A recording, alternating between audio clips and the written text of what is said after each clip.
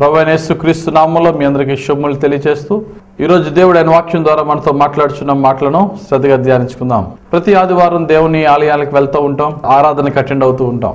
ఒకసారి మన దేవుని ఆలయానికి మనం ఎందుకు వెళ్ళాలి అనే ప్రశ్న కనుక మనం ప్రశ్నించుకుంటే ఒక్కొక్కరిలో ఒక్కొక్క ఆన్సర్ ఉంటుంది. చర్చ్కి ప్రార్థన చేసుకోవడానికి వెళ్ళాలి అని కొంతమంది అనుకుంటారు, మరి కొంతమంది ఆరాధన చేయడానికి విశ్వాసులందరితో కలిసి పాటలతో ప్రభువును స్తుతించడానికి వెళ్ళాలి అని అనుకుంటారు. మరి ప్రార్థన ఇంపార్టెంటే, ఆరాధన ఇంపార్టెంటే. అసలు ముఖ్యంగా మనం ఆదివారం దేవుని ఆలయానికి వెళ్తున్నాం. మరి వెళ్తున్నప్పుడు ఈరోజు నేను దేవుని ఆలయానికి వెళ్తున్నాను, అక్కడి నుంచి నేను ఏం తెచ్చుకోవాలి అనే ప్రశ్న కనుక వేసుకుంటే కొంతమంది అనుకుంటారు స్వస్థతను తెచ్చుకోవాలని.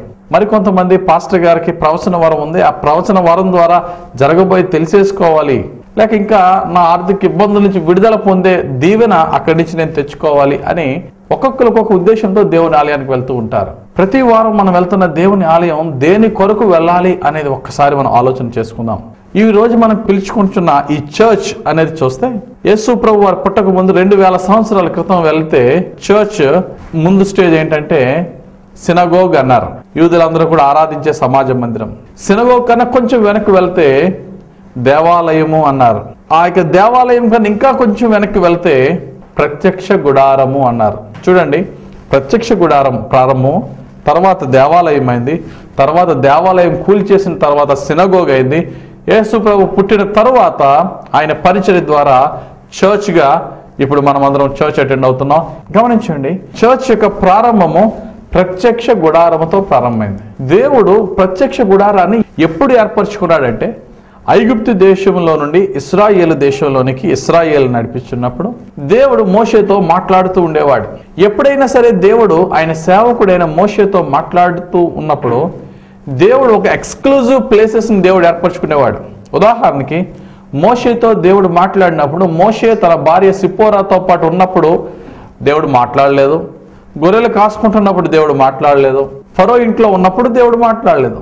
మోషేని దేవుడు ఒక ప్రత్యేకమైన స్థలానికి ఆకర్షించి మండుచున్న పొదలో నుండి మొట్టమొదటిగా మాట్లాడాడు. ఏలియాను ప్రజలందరికీ దూరంగా ఏకాంతముగా ఏలియా భక్తునితో దేవుడు మాట్లాడడం, లేక సమూయేలు ఆయన యొక్క గురువు గారు అయినటువంటి ఎలీ పాస్టర్ గారి దగ్గర ఉన్నప్పుడు మాట్లాడలేదు. కానీ ఎలీ పాస్టర్ గారి కొంచెం దూరంగా తను ఒక్కడే పండుకున్నప్పుడు సమూయేలుతోనే ప్రత్యక్షంగా మాట్లాడడం, ఇవన్నీ మనం చూసినట్లయితే ఒంటరిగా ఉన్నప్పుడు దేవుడు మనతో మాట్లాడే సందర్భం కూడా అది అని మనం తెలుసుకోవాలి. సాధారణంగా ఒంటరిగా ఉన్నప్పుడు, ఇంట్లో ఒక్కరమే ఉన్నప్పుడు 2 రకాలైనటువంటి ఫీలింగ్స్ ఉంటుంది కొంతమందికి. ఒకటి, అయ్యో ఇంట్లో ఎవరు లేరు, నేను ఒక్కరిదాన్నే ఉన్నాను, నేను ఒక్కడనే ఉన్నాననే ఫీలింగ్. 2, అమ్మయ్య ఇంట్లో ఎవరు లేరు, నేను ఒక్కడనే.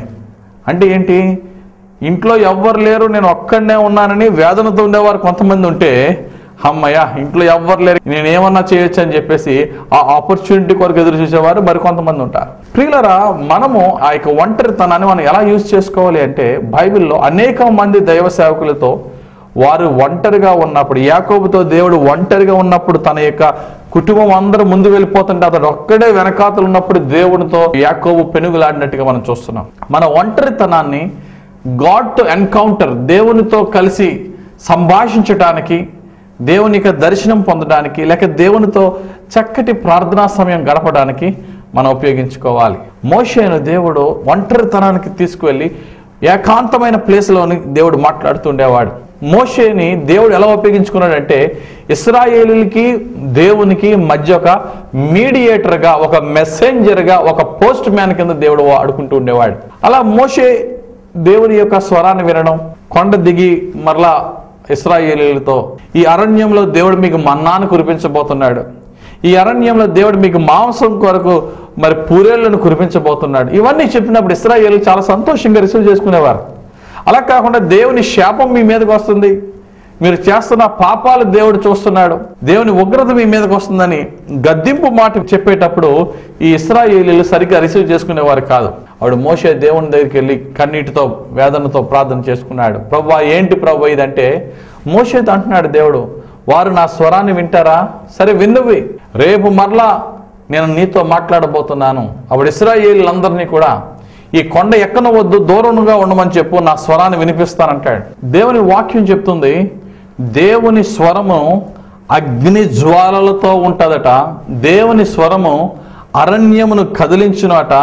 దేవుని స్వరము చెట్ల యొక్క ఆకులు రాల్చే విధముగాను, భూమి కంపించే విధముగాను, అగ్ని వచ్చే విధముగాను యెహోవా స్వరం ఉంటుందని భక్తుడైన దావీదు 29వ కీర్తన 7, 8, 9 వచనాలు చాలా అద్భుతంగా దేవుని స్వరాన్ని వివరిస్తున్నాడు.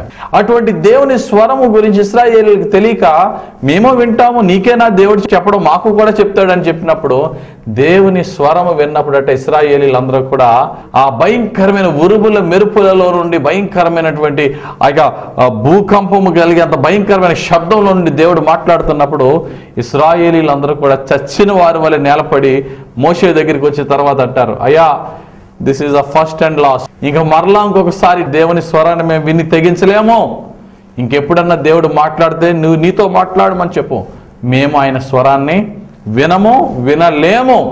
ఎందుకంటే అటువంటి పవిత్రత, అటువంటి పరిశుద్ధత మాలో లేదు.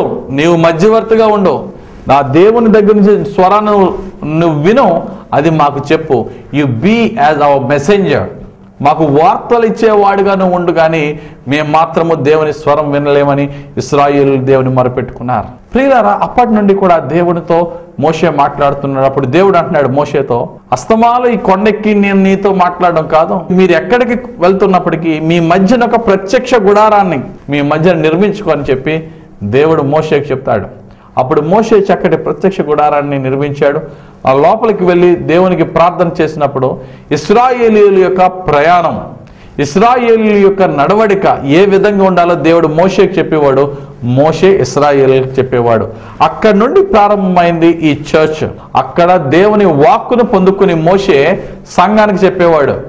అలాగే ఈరోజు కూడా చర్చ్ అనేది ఎందుకు అంటే ఇప్పుడు మీకు అర్థం అవ్వాలా, మనం ఎందుకు చర్చ్ అటెండ్ అవ్వాలి? స్వస్థతల గురించి కాదు, అద్భుతాల గురించి కాదు, అప్పులు తీరిపోతాయని గురించి కాదు. దేని గురించి అటెండ్ అవ్వాలి? ఈ వారం నా ప్రభు నా కొరకు పంపించిన మెసేజ్ ఏంటి? మోషే వచ్చేటప్పటికి, ప్రత్యక్ష గుడారంలో నుంచి మోషే వచ్చేటప్పటికి సంఘంలోకి, సంఘం అంతా కూడా ఎదురు చూసేవారు మోషే దేవుని దగ్గర నుంచి ఏ మెసేజ్ తెచ్చాడో. భక్తుడైన సమూయేలు, దావీదు యొక్క తండ్రి అయినటువంటి యెషయి, జెస్సీ అన్నారు. ఆయన ఇంటికి వచ్చినప్పుడు, అయ్యా ఏ సమాచారంతో వచ్చావు? ఒక ప్రవక్త, ఒక దైవ సేవకుడు వచ్చాడంటే దేవుని యొక్క మెసెంజర్గా ఆసక్తితో ఎదురు చూసేవారు ఇతడు ఏ వార్త తెచ్చాడో. ఎందుకని అంటే నీవైనా నేనైనా దేవుని సన్నిధికి వచ్చేటప్పటికి మనం ఆసక్తితో రావాలి.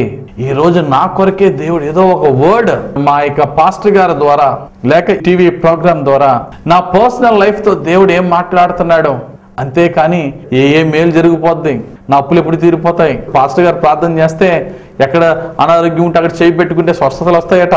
చర్చ్ నిమిత్తం ఆయన ఉద్దేశము నిన్ను నన్ను స్వస్థపరచడానికి కాదు, ఆయన వాక్కును ఆయన మెసెంజర్ ద్వారా పంపించడానికి. ప్రియులరా, దేవుడు ఈ వాక్యం చెప్తున్నది, నీవు దేవుని సన్నిధికి ఎలా రావాలంటే ఒక ఆత్మ సంబంధమైన దప్పికతో రావాలి. Spiritual hunger, spiritual thirst. నీకు ఆత్మ సంబంధమైన దప్పిక, ఆత్మ సంబంధమైన ఆకలితో నువ్వు రావాలి. అప్పుడే దేవుడు అంటున్నాడు 107వ కీర్తన 9వ వచనంలో, ఆశగల ప్రాణమును తృప్తిపరచు యెహోవాను నేనే అంటున్నాడు. ఆశ ఉండాలి. నా ప్రభు ఏం మాట్లాడుతున్నాడు? ఆ ఆశ దప్పిక లేకపోతే శ్రేష్టమైన వాక్యం నీ దగ్గరికి వచ్చిన దాన్ని కేర్ చేయవు. కాబట్టి నీకైనా నాకైనా నా ప్రభు ఇచ్చే వాక్ ఏంటి? కాబట్టి దేవుని యొక్క ఆలయానికి ఎందుకు వెళ్ళాలి, ఎలా వెళ్ళాలి? ఈ రెండు ప్రశ్నలకి ఆన్సర్ ఏంటంటే, నేను ఇప్పుడు ఉన్న నా పరిస్థితికి తగ్గట్టుగా దేవుడు మాట్లాడతాడు. కాబట్టి నన్ను ఏం చేయమంటున్నాడు దేవుడు అని ఆయన వాక్కును వినడానికి వెళ్ళాలి. చర్చ్లో 100 మంది ఉండొచ్చు, 1000 మంది ఉండొచ్చు, 10,000 మంది ఉండొచ్చు, కానీ ఆ వర్డ్ ఎంతమంది ఆసక్తితో వింటారు అంతమందికి అన్ని కోణాల్లో వెళ్ళిపోతూ ఉంటుంది. అటువంటి వాక్కు కొరకు దేవుని సన్నిధికి రావాలి. అటువంటి ఆసక్తితో, ఆకలితో దేవుని సన్నిధికి రావాలి. అప్పుడు దేవుడు ఆయన సేవకుని ద్వారా ఆయన పంపిన మెసేజ్ ను ఆయన యొక్క పిల్లలకి ఇస్తూ ఉంటాడు. తల్లిదండ్రులు బిడలు ఒకే ఇంట్లో ఉంటే పోస్ట్ మ్యాన్ తో అవసరం లేదు. తల్లిదండ్రులకు దూరంగా బిడలు ఉంటే అప్పుడు పోస్ట్ మ్యాన్ ఒక మధ్యవర్తి కావాలి. మనము మన పరమ తండ్రి అయిన, మన ఆత్మలకు తండ్రి అయిన దేవునితో కలిసి ఉండవలసిన వారమైన మనము, what ever the reason maybe, కారణం ఏమన్నా అవ్వచ్చు, వాళ్ళ పాపం అవ్వచ్చు, సాతాను శోధన అవ్వచ్చు, నా వ్యక్తిగత కోపం అవ్వచ్చు, ఇంటి నుంచి దూరం అయిపోయిన బిడ్డల కొరకు ఒక తండ్రి యొక్క వేదన అంతా ఇంత కాదు, ఎంతో వేదన ఉంటుంది ఆ పిల్లలను రప్పించుకోవడానికి. సామెతల గ్రంథం 1:24 వచనంలో ఉంటుంది, నేను చేతులు చాచి నిన్ను పిలుస్తున్నాను, ఎవ్వడూ పలకట్లేదు. యెషయా గ్రంథం 1:18 వచనంలో, రండి మన వివాదము తీర్చుకుందాం, నీకు నాకు అయిన గొడవ ప్రాబ్లంని సాల్వ్ చేసుకుందామయ్యా, రండి నా బిడ్డలారని దేవుడు మనల్ని పిలుస్తున్నప్పటికీ కూడా మనం ఈ లోక పాపములకు బానిసలు అయిపోయి దేవుని స్వరము వినట్లేదు, దేవుని వైపు చూడట్లేదు. ఆ యొక్క గ్యాప్ రోజు రోజుకి పెరిగిపోయింది. ఈ పెరిగిపోయిన గ్యాప్ని తొలగించి దేవుడు ఆయన బిడ్డలను దగ్గరికి చేర్చుకోవడానికి అనేక ప్రయత్నాలు చేశాడు, కానీ పని అవ్వట్లేదు. అందుకనే దేవుడు అనుకున్నాడు, మా మధ్యన ఒక మధ్యవర్తి, ఒక మెసెంజర్, ఒక పోస్ట్ మ్యాన్ కావాలి. ఎందుకంటే నా యొక్క సంపూర్ణమైన హృదయం అతడు తెలుసుకోవాలి. చెప్దామంటే నా మాట వినే స్థితిలో లేడు. ఒక అద్భుతమైన స్టోరీ ఉంది బైబిల్లో. చూడండి, ఆ మాట మనం చదువుకున్న పరిశుద్ధ గ్రంథంలో హోషేయ గ్రంథము 3:1 దాని ప్రియునికి ఇష్టురాలై వ్యభిచారిణి యొగు దాని యొద్దకు నీవు పోయి దానిని ప్రేమించుము.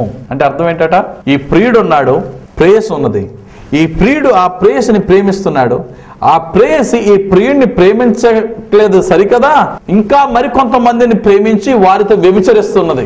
ఈ సంగతి ఈ ప్రియుడికి తెలిసింది. మన నిజ జీవితంలో కనుక ఇలా ఉంటే మనకి ఎటువంటి ఫీలింగ్ వస్తుంది? ఛీ, ఇంత దుర్మార్గురాలనా నేను ప్రేమించింది, అమ్మయ్య ఇప్పుడన్నా తెలుసుకున్నాను, దాని జోలికి వెళ్ళకూడదురా అనుకుని మనం ఏం చేస్తాం? మేలుకొని పక్కకు పోతాం. ఇది ఏం ప్రేమ మనకు అర్థం కావట్లేదు. ఆమె వ్యభిచారిగాను అపవిత్రమైన జీవితం జీవించిన ఈ ప్రియుడు ప్రేమ ఇంకా తగ్గట్లేదట, ఇంకా ప్రేమిస్తూనే ఉన్నాడు.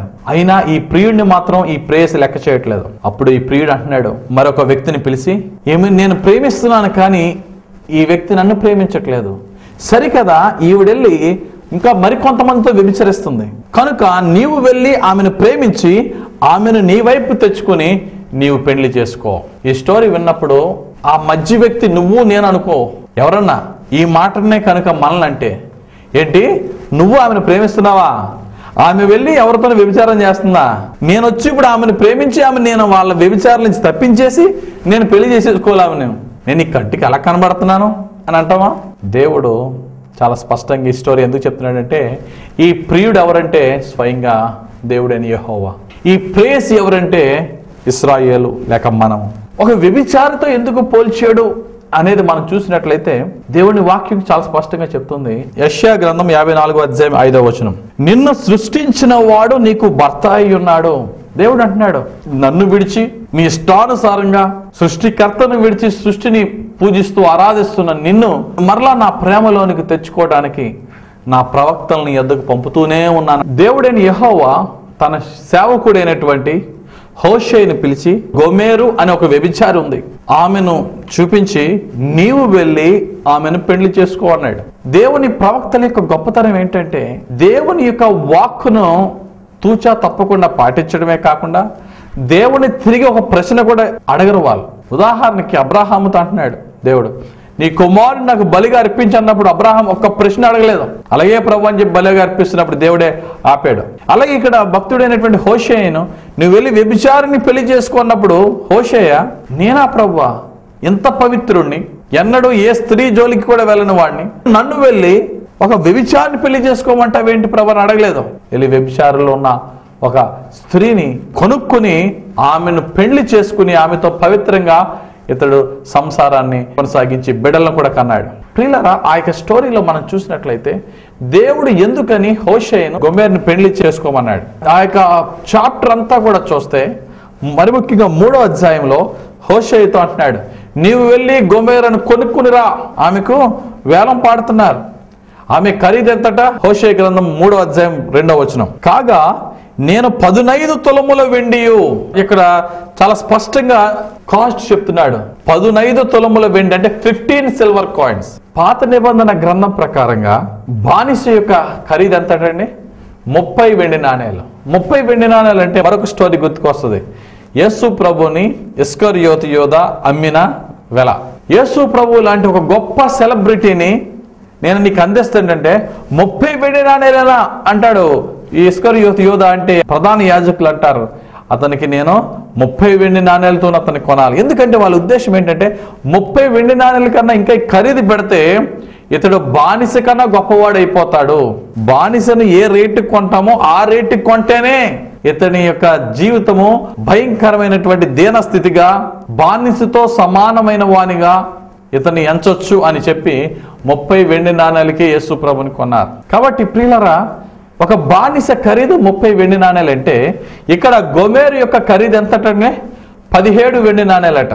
అంటే ఈ యొక్క వ్యభిచారటండి బానిస రేట్లో సగం అట. అంటే ఈమె యొక్క పరిస్థితి ఏంటో మనకు అర్థం అవ్వచ్చు. మోస్ట్ అన్వాంటెడ్, ప్రజల చేత తృణీకరింపబడిన, ఏ మాత్రము పనికి రాని పాత్రగా ఉన్న ఆ యొక్క స్త్రీని దేవుని యొక్క అత్యున్నతమైన ప్రేమతో ఆయన ప్రేమిస్తూ ఉన్న ఆ స్టోరీని మనం చూసినప్పుడు మనకు ఆశ్చర్యం కలుగుతుంది. దీని యొక్క భావం ఏంటి అంటే ఇక్కడ దేవుడు చాలా స్పష్టంగా చెప్తున్నాడు. ఒక ఎందుకు పనికి రాని ఒక పాపిని నేను అంత గొప్పగా ప్రేమించి నా సొంతాన్ని చేసుకొని ఆమె యొక్క పాపములను క్షమించి ఆమె ప్రజల చేత తృణీకరింపబడినప్పటికీ కూడా ఆమె నా దృష్టిలో గనురాలు. ఈ రోజుని ఆ వ్యభిచారైనటువంటి స్త్రీ ప్లేస్లో నిన్ను నన్ను పెట్టుకుందాం. ఆమె అంత ఘోర పాపిని నేను కాను, నేను చాలా నీతిమంతుణ్ణి అని నీలో నాలో కొంత ఫీలింగ్ ఉండొచ్చు. నేను మరి ఆమె లాంటి పాపిని కాదండి అంటే ఓకే, ఆమె నీకన్నా గొప్ప పాపి అయితే ఆమె పట్లే దేవుడు అంత ప్రేమను చూపిస్తుంటే ప్రజల చేత తృణీకరింపబడిన నా జీవితాల్లో ఇంకా దేవుడు ఇంకెంత గొప్ప ప్రేమను చూపుతున్నాడు అనే సత్యాన్ని ఇక్కడ తెలుసుకోవాలి. దేవుడు గోమెరును తన బాటలో నడిపించడానికి గల కారణం ఏంటి అంటే ఎవ్వరూ కూడా నశించిపోవటం దేవునికి ఇష్టం లేదు. అందుకని దేవుడు ఆయన యొక్క ప్రవక్తలను త్యాగపూర్వకమైనటువంటి సేవ చేయమని దేవుడు పంపిస్తున్నాడు. ఈ రోజు దేవుడు నిన్ను నన్ను కూడా ఒక పోస్ట్ మ్యాన్ కింద ఉపయోగించుకుంటున్నాడు, ఒక మెసెంజర్ కింద ఉపయోగించుకుంటున్నాడు. నా ప్రేమను ఈ లోకం అర్థం చేసుకోలేకపోతున్నది, కనీసం నిన్ను బట్టి అన్న ప్రజలు నన్ను వెంబడించాలి. I will be glorified in you. ఓ ఇశ్రాయేలు, నీవు నా కుమారుడవు, నీలో నన్ను మహిమపరుచుకునేదని యెషయా గ్రంథం 49వ అధ్యాయం 3వ వచనంలో చెప్తున్నాడు. యెహోవా దేవుడని ఆయనకి పేరు ఉన్నప్పటికీ ఆయన పేరు తెలియని ప్రజలు దేవునికి ఎటువంటి పేరు పెట్టారట? అబ్రహాము దేవా, ఇస్సాకు దేవా, యాకోబు దేవా. అంటే ఆ రోజుల్లో దేవుని పేరేంటో ప్రజలకు తెలియదు, కానీ దేవుని సేవకుల ద్వారా దేవునికి పేరు వెళ్ళింది. ఆ సేవకులు దేవుని మహిమపరిచారు.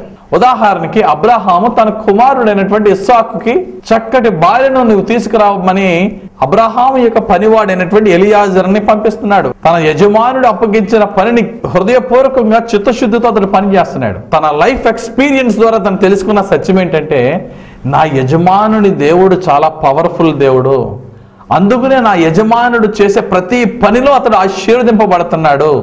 అందుకని నా దేవుడు ఏ దేవుడు అయినప్పటికీ కొంచెం ప్రక్కన పెట్టి నా యజమానుని దేవునికి ప్రార్థన చేద్దాం అనుకుని నా యజమానుడు దేవుడు అని యెహోవా అని ప్రార్థన చేస్తున్నాడు. గమనించండి ప్రియమైన దేవుని సంగమా, నీ యొక్క ఐడెంటిటీ దేవుని బట్టి అయితే దేవుని ఐడెంటిటీ కూడా నిన్ను బట్టి ఉండాలి. మనం ఏమై ఉన్నామో అది ఆయన యొక్క కృప, ఆయన ద్వారానే మన ఐడెంటిటీ, మన యొక్క గుర్తింపు ఈ భూమి మీద ఉంది. అయితే మనము ప్రజల మధ్య దేవునికి ఒక ఐడెంటిటీ ఇచ్చేవారుగా, దేవునికి గుర్తింపు ఇచ్చేవారుగా ఉండాలి. ఎలాగ దేవుని గుర్తింపు ఇచ్చేవారు? మన దేవుడు ప్రజలకు తెలియకపోవచ్చు, కానీ మన జీవితాన్ని చూసినప్పుడు ప్రజలు తెలుసుకోవాలా పలానా వ్యక్తి దేవుడు నిజమైన దేవుడు అని. ప్రియులారా, నీవు నేను కూడా ప్రజలకు తెలిపాలా ఏంటి? నా దేవుడు నా పట్ల ఎటువంటి కార్యాలు చేసే దేవుడు అని ప్రజలకు తెలుసుకున్నప్పుడు ప్రజలు ఆటోమేటిక్గా నీ ద్వారా మన దేవునికి ఒక పేరు పెడతాడు. శక్తిగల దేవుడు. ఎవరు చెప్పాలి? ప్రజలు చెప్పాలి. ఎస్తేరు గ్రంథంలో ఒక చక్కటి మాట ఉంటుంది. అహష్వేరోషు అనే రాజు యూదులందరినీ చంపేయమని, ఈ యూదులందరినీ చంపేయమని ఆజ్ఞ ఇచ్చినప్పుడు రాణి గారైనటువంటి ఎస్తేరు గారి దగ్గర నుండి ప్రతి యూదుడు కూడా ఉపవాస ప్రార్థన చేసి వారి దేవునికి ప్రార్థన చేయగా 3 days ఆ యొక్క గవర్నమెంట్ ఆర్డర్ ఎలా మారిపోయిందట? యూదులకు వ్యతిరేకులందరినీ చంపిండి అన్నాడు. అందుకనే మన దేవుడు ఎవరటండి? శాసనములు మార్చే దేవుడు, రాజు యొక్క హృదయాన్ని మార్చేసే దేవుడు. అందుకనే మహాజ్ఞాని సొలొమోను అంటాడు కదా, రాజు హృదయము యెహోవా చేతిలో ఉన్నది. ఎప్పుడైతే యూదులను చంపండి అనే శాసనం వల్ల యూదులకు వ్యతిరేకులను చంపండి అనే విధంగా శాసనం మారిపోయిందో, యూదులకు వ్యతిరేకులైనటువంటి వారిని more than 70,000 పీపుల్ని అక్కడికక్కడే చంపివేయబడ్డారు. వాళ్ళు యూదులను చంపడానికి చూసిన వారిని దేవుడు చంపేశాడు. అది చూసిన ప్రజల్లో భయం పుట్టిందట. చూడండి ఆ మాట మనం చదువుకుందాం. ఎస్తేరు గ్రంథము 8వ అధ్యాయము 17వ వచనం. మరియు దేశ జనులలో యూదుల ఎడల భయము కలిగెను గనుక అనేకులు యూదుల మతము అవలంబించురి.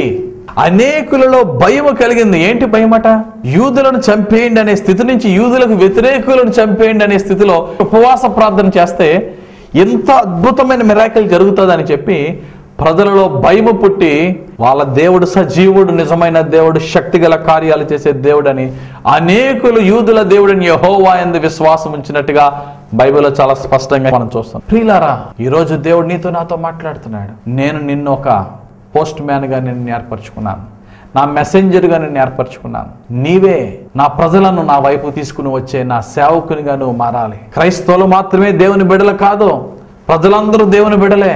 నాకు దూరం అయిపోయిన బిడ్డలు నాకు దగ్గర చేయండి అని దేవుడు ఈరోజు నీతో నాతో మాట్లాడుతున్నాడు. ఎలా దగ్గర చేయగలం? దేవుని యొక్క ప్రేమ మనలో ఉండాలా, మనం ఆ ప్రేమను ప్రజలకు చూపించాలి. దేవుని కార్యాలు మన జీవితంలో జరగాలి, ఆ యొక్క కార్యాలు ప్రజలు చూడాలి. జకర్యా గ్రంథం 8:23లో ఆయా భాషలు మాట్లాడేవారు, రకరకాల నేషన్స్ సంబంధించిన వారు దేవుని కార్యాలు నీ పట్ల జరుగుతున్నట్టు చూసి నువ్వు ఏ దేవుణ్ణి ఆరాధిస్తావో చెప్పవయ్యా, ఆ దేవుణ్ణి మేము నమ్ముతాం. గమనించండి, నా మాటలు ముగించే ముందు దేవుడు ఈరోజు చెప్తున్న మాట ఏంటంటే, నా వాక్యముతో నేను నిన్ను బలపరిచి వెలిగించేది ఎందుకంటే నీవు అనేకులకు నా వెలుగును చూపించాలి, అనేకులను నా బాటలో నడిపించాలి. అంతేగాని ఆ ఘనత, ఆ యొక్క మహిమ, ఆ ప్రభావము నేనే అంత గొప్పవాడిని అని చెప్పుకోవడానికి కాదు. ఉదాహరణకి దానియేలు భక్తుడిని నెబుకద్నెజరు చాలా ఘనంగా మెచ్చుకుంటాడు. ఎందుకంటే నెబుకద్నెజరు కళ భావం చెప్పేవాడు ఎవడో లేడు. కానీ దానియేలు ఏం చెప్పాడట? కళ యొక్క భావం కూడా రెండు చెప్పేసాడట. నెబుకద్నెజరు ఆశ్చర్యపడిపోయినప్పుడు నెబుకద్నెజరు దానియేలుని గణపరుస్తున్నప్పుడు దానియేలు దేవుణ్ణి చూపించాడు. ఈరోజు నీవు నేను కూడా మనము దేవుడి యొక్క కృపను బట్టి ఈ రోజుని సొసైటీలో గణపరచబడుతున్నప్పుడు మన ఘనతను, మన మహిమను ఎవరికి డైరెక్ట్ చేయాలట? దేవునికి చూపించాలి. అప్పుడు నిన్ను చూస్తున్న ప్రజలు అనుకుంటారు, నేను కూడా ఏ దేవుడు నిన్ను దీవించాడో ఆ దేవుని పాదాల దగ్గర నేను వచ్చినప్పుడు నేను దీవింపబడతామని మనల్ని చూసిన ప్రజలు అనుకుంటారు. చూడండి ఆ మాట మనం చదువుకుందాం. పరిశుద్ధ గ్రంథంలో యెషయా గ్రంథము 55వ అధ్యాయం 5వ వచనంలో మనం చూస్తే, నీవెరుగని జనులను నీవు పిలిచెదవు, నిన్ను ఎరుగని జనులు యెహోవా నిన్ను మహిమపరచగా చూచి నీ దేవుడైన యెహోవాను బట్టి, ఇశ్రాయేలు పరిశుద్ధ దేవుని బట్టి నీ యొద్దకు పరుగెత్తి వచ్చేదరు. మరి ఎందుకు పనికిరాని వాడు కూడా ఎంతగా దీవింపబడ్డా? కారణం ఏంటంటే తాను నమ్ముకున్న దేవుడు అంటున్నాడు. దానియేలు బబులోనికి బానిసగా ఎంటర్ అయ్యాడు, కానీ దేవుడు అతన్ని ప్రైమ్ మినిస్టర్ని చేశాడు. అందుకని దానియేలు దేవుడు, షడ్రగు, మేషగు, అబేద్నెగో యొక్క దేవుడు. ఈరోజు నువ్వు చదువుకుంటున్న కాలేజెస్లో, నువ్వు పని చేస్తున్న కంపెనీస్లో నీ దేవునికి పేరు దేని మీద రావాలంటే నీ పేరుతో దేవునికి పేరు వెళ్ళాలి. సాధారణంగా తండ్రులు ఎలా గర్వపడతారంటే, ఒక వయసు వచ్చి ఒక ఉన్నత స్థితికి ఎదిగేంత వరకు కూడా ఐడెంటిటీ, ఫాదర్స్ ఐడెంటిటీ వస్తుంది. ఆ బిడ్డ ఉన్నత స్థితికి ఎదిగిపోయిన తర్వాత ఆ ఫాదర్కి కుమారుని యొక్క ఐడెంటిటీ వస్తుంది. అప్పుడు నిజంగా గర్వపడతాడు తండ్రి. ఆయనకు అద్భుతమైన మహిమ గల కార్యాలు మన జీవితంలో జరగనంత వరకు కూడా దేవుని బిడ్డలుగా మనం ఉంటున్నాం. దేవుడు మనం హెచ్చించిన తర్వాత కూడా దేవుని బిడ్డలుగానే ఉంటున్నాం మనం. కానీ ప్రజలు మాత్రము ఆ దేవుడిని ఎలా గుర్తించాలంటే, ఫలానా వ్యక్తి యొక్క దేవుడు శక్తిగల దేవుడు అని గుర్తించాలి. ప్రియ సంగమా, మనం ఏ విధంగా ఉండాలంటే దేవుని యొక్క మహిమను, ఆయన వెలుగును చూపించేవారుగా ఉండాలి. ఒక పాస్టర్ సంఘానికి నీవు ఒక కాపరివి. కాపరి ఎలా నడవాలి? కాపరి గొర్రెలు ముందు నడుస్తాడో అతన్ని చూసి గొర్రెలన్నీ నడుస్తాయి. ఒక చక్కటి విశ్వాసి అయినా, ఒక మంచి కాపరి అయినా దేవుడు అంటున్నాడు, సర్వలోకమునకు వెళ్ళి సర్వ సృష్టికి సువార్తను ప్రకటించి శిష్యులను తయారు చేయండి అన్నాడు. విశ్వాసుల్ని కాదు, ప్రతి ఒక్కరూ కూడా దేవుని యొక్క శిష్యులముగా ఉండాలా. మనము అనేకులను దేవుని బాటలో నడిపించాలి. మనం అనేకులను దేవుని బాటలో నడిపించాలంటే మనలో ఏముండాలట? దేవుని వాక్ అనే వెలుగు ఉండాలి. అందుకనే కీర్తనాకారుడు అంటాడు, కీర్తన గ్రంథము 119వ కీర్తన 105వ వచనంలో, నీ వాక్యము నా పాదములకు దీపమును, నా త్రోవకు వెలుగై ఉన్నది. సంఘములో, చర్చిలో ఉన్న విశ్వాసులందరూ కూడా ఉంటే కాపరి ముందు లైట్ పట్టుకుని వెళ్ళాలి. ఆ లైటే ద వర్డ్ ఆఫ్ గాడ్. దేవుని వాక్యం అనే వెలుగుతో సంఘ కాపరి, పాస్టర్ గారు ఎప్పుడైతే ఉంటారో ఆ వెలుగుతో సంఘమంతా కూడా నింపబడాలి. ఏమండి వాక్యం మా దగ్గర కూడా ఉందండి, మేము ప్రతిరోజు బైబిల్ చదువుతామండి, మాకెందుకు తెలియదండి వాక్యం అని మీరు అనుకోవచ్చు. వాక్యం వేరు, వాక్కు వేరు. చర్చ్కి ప్రతి ఒక్కరు బైబిల్ పట్టేసుకుని వాక్యంతోనే వస్తాం కాదు అనట్లేదు, కానీ దైవ సేవకుడు దేవుని నుంచి వచ్చిన వాక్కుతో రావాలి. ప్రభువా నా సంఘానికి నేను ఏం చెప్పను? దేవుని వాక్యం ఉంది కదా, ప్రకటన గ్రంథం 2:7 చెవి గలవాడు ఆత్మ సంఘములతో చెప్పుచున్న మాట వినుగాక. ఈ ఆత్మ ఈ సంఘాలతో చెప్పడానికి ఒక పాస్టర్ అనే వ్యక్తి ఒక మైక్రోఫోన్ లాంటాడు. పరిశుద్ధాత్ముడు దైవ సేవకుని నోట్లోండి ఊదినప్పుడు ఆ వాక్కు సంఘానికి వెళ్తుంది. ఆ వాక్యం అనే వెలుగుతో సంఘము వారి జీవితమును వెలిగించుకొని ఆ బాటలు నడవాలి. ప్రియులారా, దేవుని యొక్క ఆలయానికి స్వస్థతల గురించే కాదు, ప్రవచనాల గురించే కాదు, ముందు దేవుని మాట, దేవుని వాక్కు. చాలా మంది ఒక గంట సేపు ఉంటుందేమో ప్రసంగం, ఈ లోపల మనం బయట ఉండి లాస్ట్లో కానుకల టైంలో అటెండ్ అవుతే చాలులే అని అటెండ్ అయ్యే వాళ్ళు ఉంటారు. ఏదో దేవుడు ఏదో పేదోళ్ళలాగా. ప్రసంగం అనేది విశ్వాసి ఆసక్తితో రావాలి. బోధించే దైవ సేవకుడు పరిశుద్ధాత్మ వాక్కును పొందుకుని ఉప్పొంగే ఆత్మతో మనం దేవుని సన్నిధికి వస్తే అక్కడ అనేక మంది జీవితాలని మనము ప్రభు కొరకు కనగలం. ప్రియులారా, దేవుడు ఈరోజు చెప్తున్నాడు, దేవుని ఆలయానికి వెళ్తున్నాం మనము. దేవుని యొక్క వాక్యం అనే వెలుగు, దైవ సేవకుని వెలుగు కొరకు మనం ఎదురు చూడాలి. పాస్టర్ ఎలా ఉండాలి అలా ఉండాలి కాదు, నోట్లోంచి ఆయన వాక్కు కావాలి. కానీ మనకి పాస్టర్ యొక్క పర్సనాలిటీ మనకు అనవసరం. పౌలు గారిని అదే కొంతమంది దూషిస్తారు, అతడా పొట్టివాడు, అతడా అది ఇది అని మాట్లాడుతున్నప్పుడు పౌలు గారు దానికి తగ్గట్టుగా జవాబు కూడా వారికి ఇస్తారు. పాస్టర్ గారి యొక్క అందం అనవసరం, ఎత్తు పొడుగు బలం అనవసరం, ఆయన నోట్లో నుంచి వాక్కు కావాలి. ఒక విశ్వాసి జీవితంలో దేవుని వాక్యం కొరకు తపన ఉండాలి. ఆ వాక్యం అనే వెలుగుతో నడవాలి, కానీ వెనుదిరగకూడదు. రెనాడ్ బోంకే అనే ఒక దైవ సేవకుడు ఉన్నారు. ఆయన అంటాడు, విశ్వాసి యొక్క కారుకి 2 ఉండకూడదట. ఒకటి reverse gear, 2 rear view mirror. Reverse gear ఎందుకండి? కార్ని వెనక్కి తిప్పడానికి. రేర్ వ్యూ మిర్రర్ ఉంటుంది కదా, స్టీరింగ్ పైన చిన్న అద్దం, ఎందుకది? వెనకాతలు ఏముందో చూడటానికి. కానీ విశ్వాసి యొక్క కారట వెనుక తిరగకూడదు, వెనకాతలు చూడకూడదు. దేవుని వాక్యం చెప్తుంది, నో టర్నింగ్ బ్యాక్, వెను తిరగొద్దాం. నీ జీవితంలో ముందుకు వెళుతూ ఉండవు, నా వాక్యం అనే వెలుగుతో ముందుకు వెళుతూ ఉండని దేవుని వాక్యం చెప్తుంది. కాబట్టి ప్రియులారా, ఈరోజు దేవుని యొక్క వాక్య ప్రకారంగా దేవుని వాక్కు కొరకు మనం దేవుని సన్నిధికి వద్దాం. ఆ వాక్కుని తీసుకుందాం. విన్న వాక్యాన్ని మన లైఫ్లో విత్తుదాం, ఇంప్లిమెంట్ చేద్దాం. ఓకే, ఈ ఆదివారం దేవుని ఆలయానికి వెళ్తే ఈ వాక్యం నేను విన్నాను కనుక నా పరిస్థితి ఏంటో పాస్టర్ గారికి తెలియదు, కానీ దేవుడు ఆయన ద్వారా ఈ మాట పలికించాడు కనుక ఆ వాక్య ప్రకారంగా మనం చేద్దాం అని నువ్వు చెయ్యి.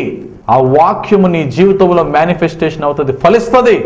నీవు ఫలించినప్పుడు, నువ్వు వెలిగింపబడినప్పుడు దేవుడంటే తెలియని ప్రజలు నిన్ను చూస్తారు.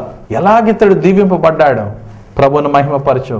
అప్పుడు ఆ ప్రజలు నీకు పేరు పెడతారు, నీకు కాదు నీ దేవునికి పేరు పెడతారు. నీ పేరుతో, మన దేవునికి మన పేరు ద్వారా వస్తే ఎంత మహిమండి. సిరియన్లు ఇశ్రాయేల్ మీద యుద్ధం చేసి ఇశ్రాయేల్ని ఓడించినప్పుడు ఇశ్రాయేలీల్లో కొంతమంది చిన్న పిల్లల్ని బానిసలుగా తీసుకెళ్లిపోయారు. ఆ సిరియన్ల సైన్యాధిపతి అయినటువంటి నయమానికి కుష్ఠరోగం వచ్చినప్పుడు దైవ సేవకుడైన ఎలీషా యుద్ధకు అతన్ని పంపించింది ఎవరండి? తన ఇంట్లో పనిచేసే చిన్న దాసి, చిన్న పాప.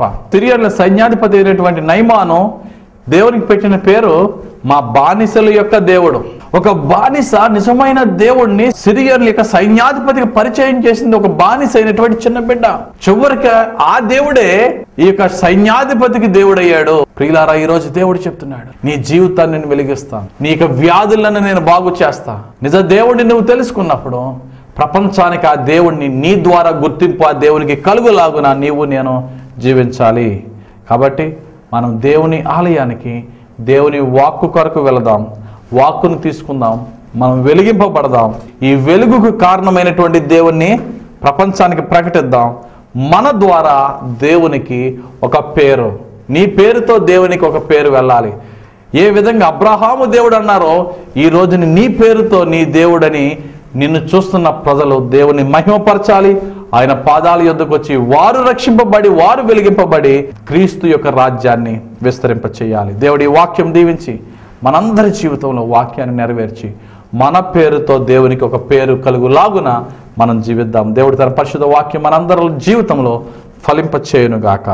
ఆమేన్. ప్రార్థన చేసుకుందాం. సర్వశక్తిమంతుడు అయిన యేసయ్యా నీకు స్తోత్రాలు. ధ్యానించిన వాక్యంలో మీకు విరోధంగా మేము ఏమైనా ధ్యానిస్తే క్షమించండి. యేసయ్యా, మా పితరులు ప్రపంచానికి నిన్ను వారి యొక్క జీవితం ద్వారా తెలియచేశారు. అబ్రహాము దేవుడు, ఇస్సాకు దేవుడు, యాకోబు దేవుడు అని పిలువబడ్డావు. ఇప్పుడున్న ప్రపంచానికి మా పేరులను బట్టి గణపరచగలిగే జీవితం మాకు దయచేయండి. నీ వాక్యానుసారంగా మమ్మల్ని జీవింపచేయమని, నీ వాక్యముతోనే మా బాట